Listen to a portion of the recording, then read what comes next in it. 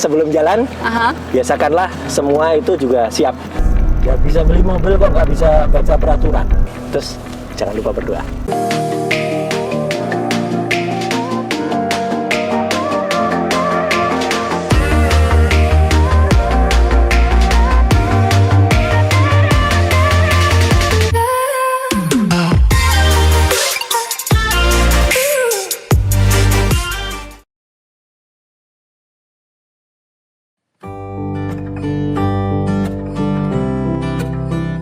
Ya, sebelum jalan, biasakanlah semua itu juga siap ya gitu. Jadi artinya perlengkapan teknis, kemudian selalu gunakan sabuk pengaman. Kalau itu dari dulu sih aku udah.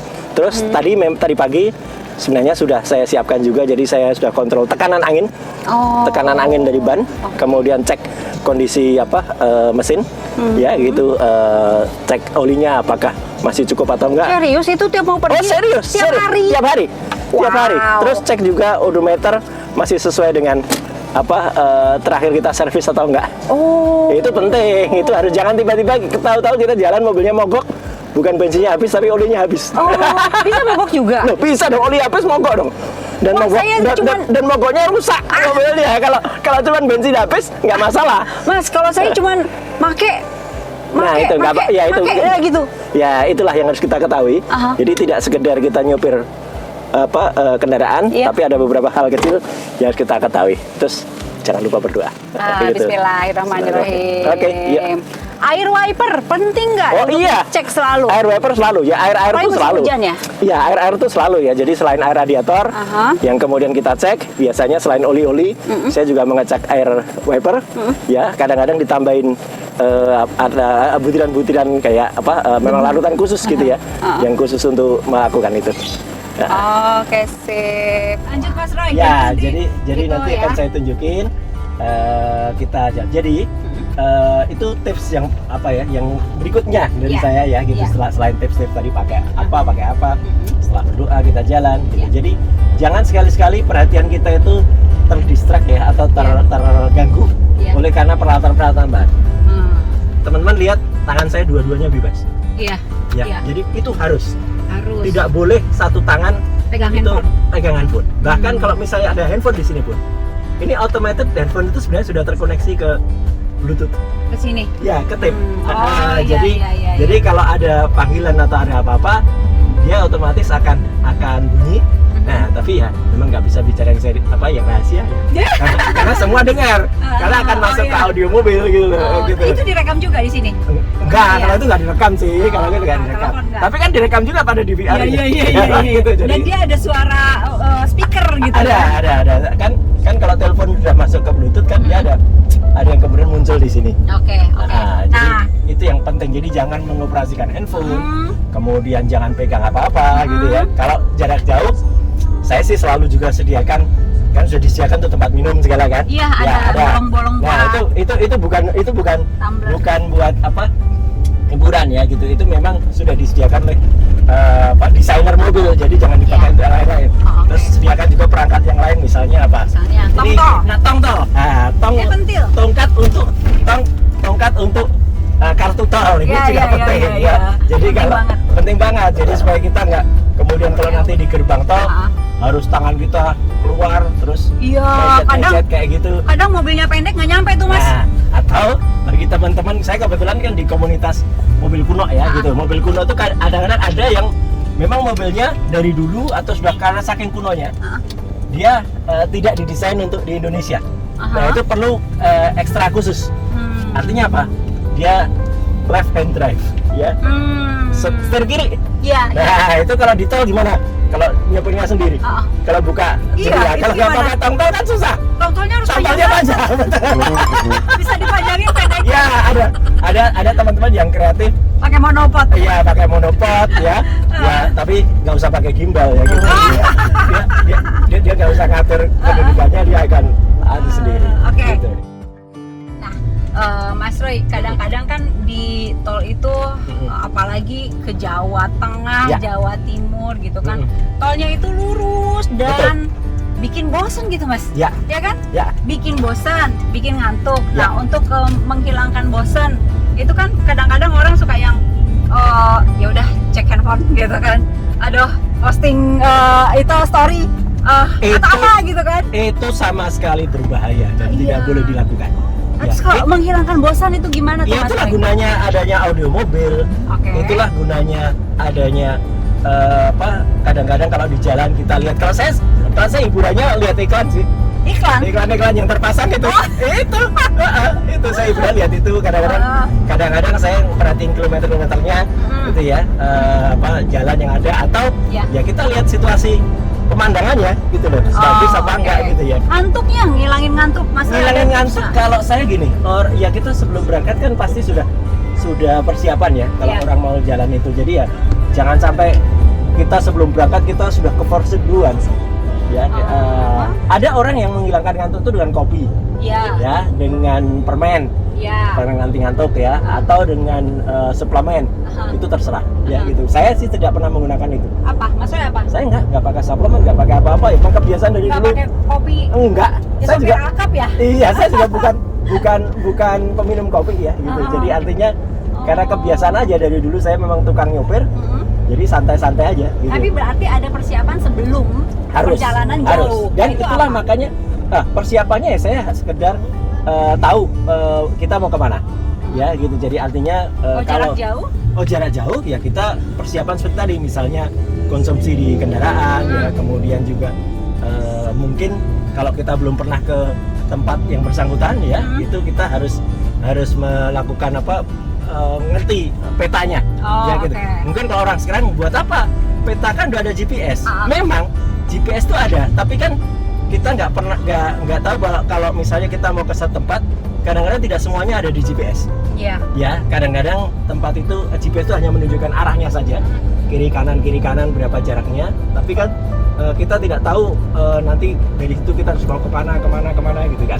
Nah, jadi persiapan itu ada. Dan tidur berapa jam sebelumnya gitu, misalnya mau perjalanan jauh. Itu penting juga, tapi meskipun itu tergantung kebiasaan kita. Saya sih orang yang punya kebiasaan tidurnya gampang.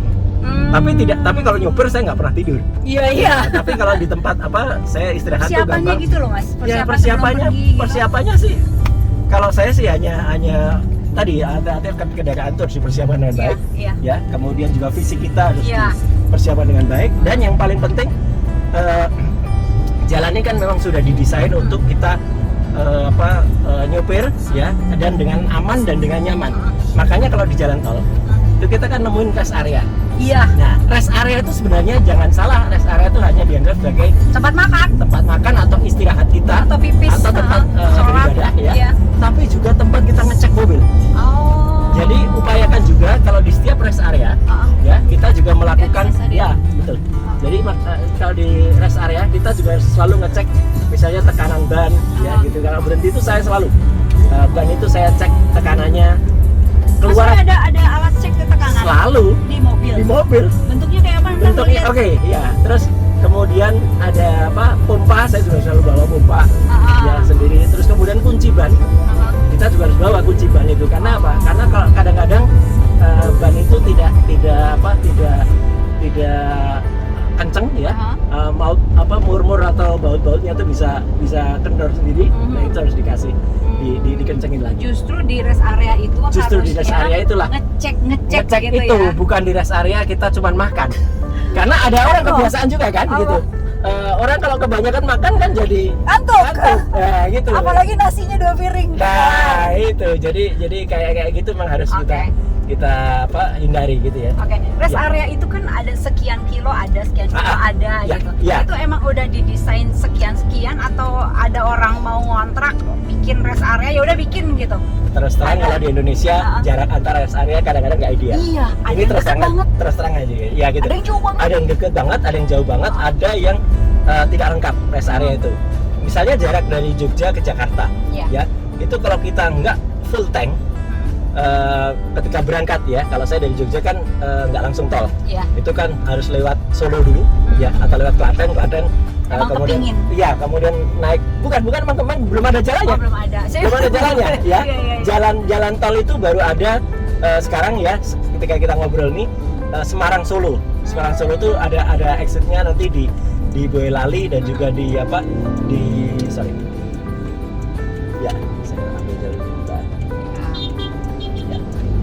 itulah gunanya spion. Jadi kita nggak bisa seenaknya juga pindah jalur, jadi harus hati-hati gitu ya. Kadang-kadang kan orang ngapain sih ada yang itu tuh buat apa? Spion yang itu tuh kalau buat depan. Jadi kalau kita mau parkir depan, ya parkir depan tuh kelihatan. Sama samping kiri itu persis di ujung. Jadi itu sangat membantu kita kalau kita mau parkir ya. Ya di situ. Oke. Nah itu Mas soal rest area. Ya jadi rest area itu kadang-kadang ada yang terlalu dekat ya jaraknya. Kayak kalau saya dari Jogja ke Jakarta gitu ya. Masuknya tidak langsung tol tapi kita harus lewat Solo dulu atau Kartasura. Kemudian baru masuk ada jalan biasa dulu. Nah itu kita harus full tank. Kalau enggak ya nanti kita akan bisa kehabisan BBM, apalagi kalau BBM mobilnya boros ya. Kalau perbandingan mobilnya tuh 1:5 atau 1 liter 1 liter. 1 liter hanya untuk 5 kilo. Itu banyak mobil Duno banyak, atau hanya 4 kilo. Atau bahkan 1 liter hanya untuk 3 atau 2 kilo banyak kan. Nah itu harus penting banget ya kita mengetahui berapa konsumsi bahan bakar mobil kita per liternya. Kalau nggak nyampe ke rest area yang berikutnya, habis di jalan nggak boleh bekal bensin juga di mobil kan? Nggak boleh, hati-hati. Makanya sebenarnya di mobil itu ada indikator. Beberapa mobil tertentu, mohon maaf saya tidak bermaksud promosi satu mobil, tapi misalnya ini kita tahu BBM mobil ini masih cukup untuk 199 kilo. Oh ini? Iya. Oh range itu iya, range masih itu cukup untuk 199 kilo. Iya, kadang-kadang kita semua mobil apa enggak ya? Rata-rata mobil baru di atas tahun 2000-an harus punya itu rata-rata. Oh, ini tadi aku kepencet nih Mas. Oh nggak apa-apa, tinggal balikin aja. Oh ya. Oke. Ya, nah ini contoh ya. Contoh tol kita tuh rata-rata kan memang beton Mas. Beton kayak ya kan? gini. Ya itu. Ini bagus nggak sebetulnya untuk mobil, untuk perjalanan? Bagus untuk konstruksi aja. Awet. Untuk konstruksi awet. Tapi untuk yang mobil, jelas untuk ban dia makanya 2 kalinya aspal biasa. Jadi makanya kalau sering bolak-balik apalagi lewat tol ya kita harus sering cek kondisi dari dari ban kita gitu. Dan memang tidak terlalu nyaman karena kan ya berisik atau gitu. Tidak nyaman ya, pandangan kita, view kita kan nggak terus teduh gitu ya. Kalau sudah teraspal, kalau aspal kan teduh enak dan nggak ada suara. Dan suara lebih halus, betul. Gitu. Jadi sebetulnya tidak ideal ya untuk. Ya, cuman kan karena jalan di Indonesia itu tidak semuanya konturnya lurus, nyaman, atau kadang-kadang sifat dari tanahnya itu sering bergerak. Jadilah dia diperlukan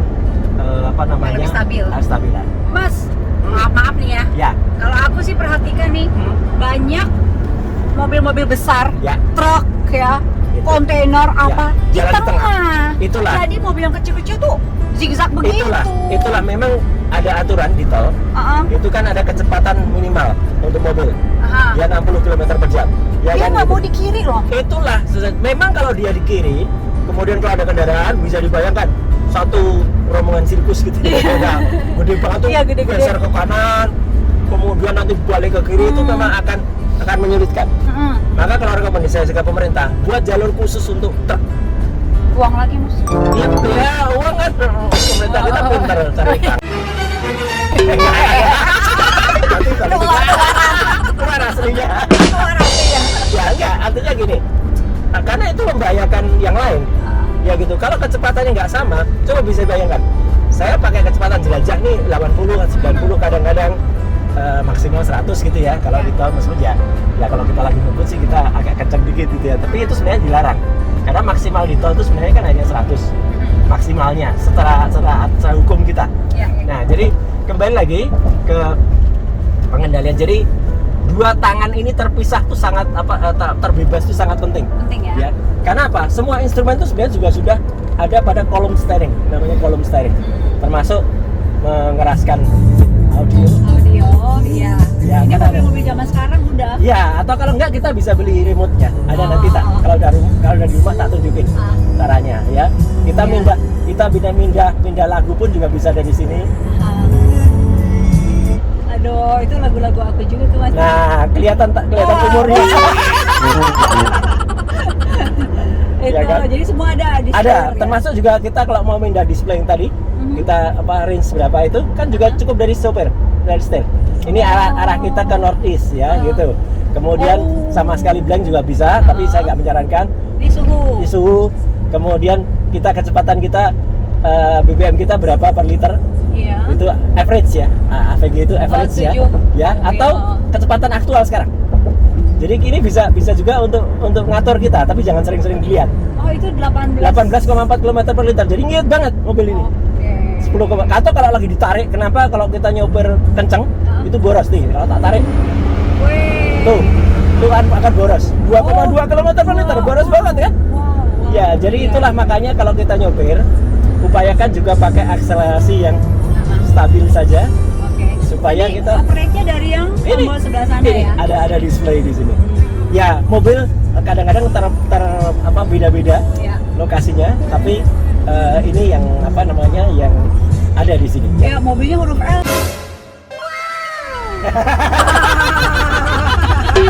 Berat itu, Mas. Aduh. Ya, opsi lah itu, option lah itu. Jadi kayaknya dari luar sih mobil biasa. Mirip-mirip Fortuner. Ternyata hurufnya L. Zoom in, zoom out, zoom in, zoom out. Bukan hanya logo di luar, memang iya. Emang beneran. Jadi kembali lagi soal tol, tapi kalau saya sih, ya saya berterima kasih ya gitu pada pemerintah yang sudah menyediakan infrastruktur. Ya. Terus nggak perlu diklaim itu tolnya siapa. Ya. Loh, zaman Bung Karno kita punya tol, ya kan? Jagorawi idenya sejak zaman Bung Karno. Pak Harto sudah bangun tol juga dari dulu. Ini kenapa larinya ke sini? Nah, sekarang juga banyak tol kan gitu. Jadi ya udah kita syukuri, tapi saya tetap berterima kasih. Tapi jadi, ada tapinya Mas. Ada tapinya, jangan nyalain tolnya juga. Ya gitu. Karena apa? Soal beton tadi. Ya, apalagi juga dengan ada orang bilang kan harusnya median ini nggak boleh beton dong. Kalau median itu nggak beton, kan selamat kemarin gitu.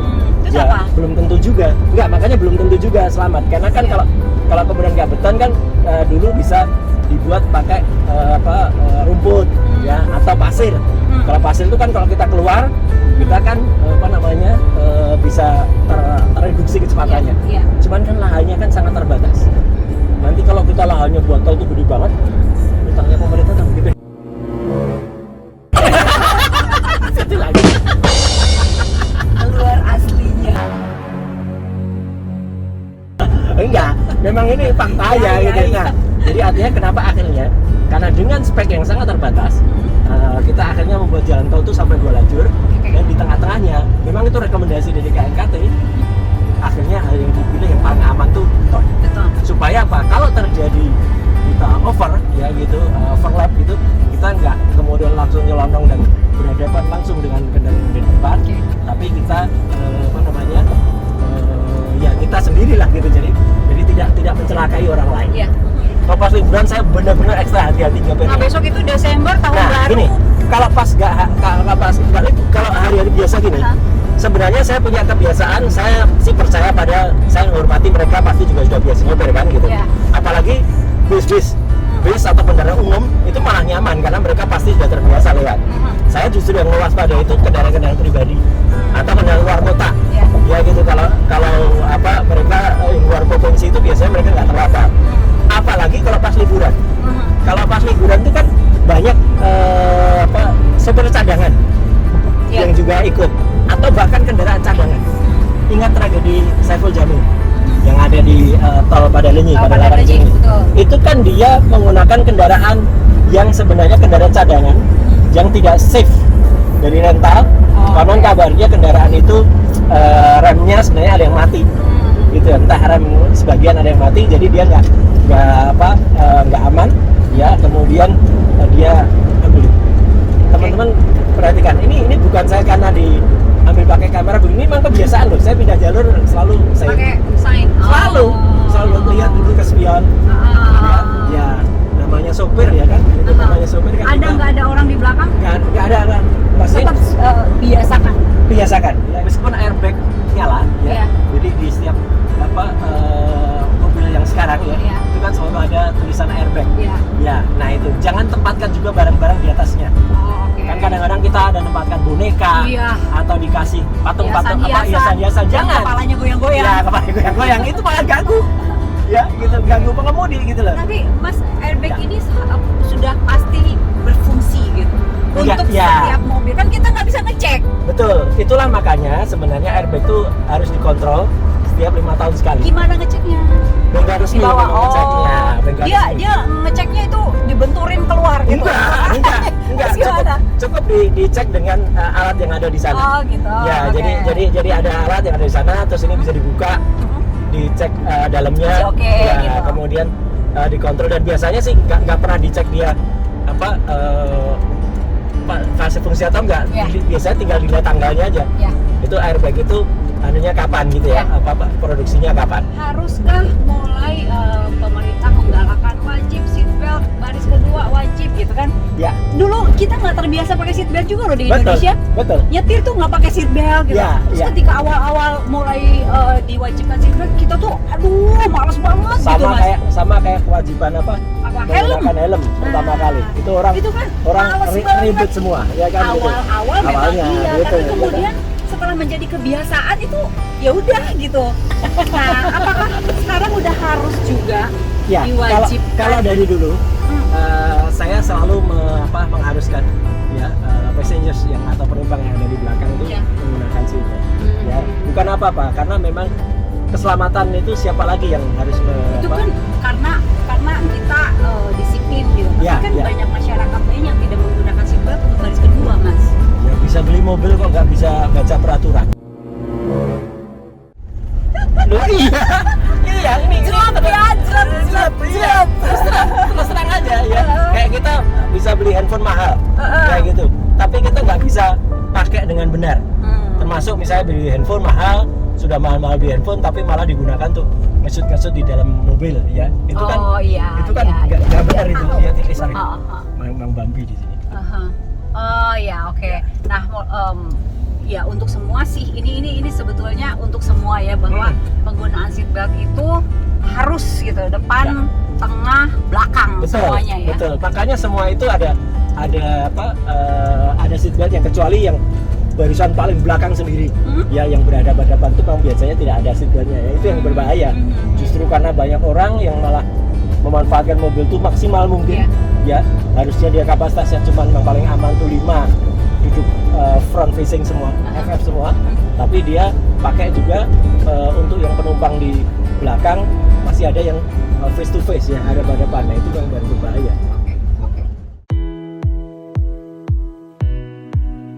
Ini Mas, yang ini tombol 2 ini yang merah-merah. Oke, nah terus ya kalau yang ini nih apa nih Mas nih? Mana tombol-tombol apa? Itu tuh Aki atau baterai mobil, Iya. ya gitu. Saya juga pasang yang namanya stabilizer. Ini untuk ngecek ngecek tekanan ban. tekanan ban, sekaligus juga pompa.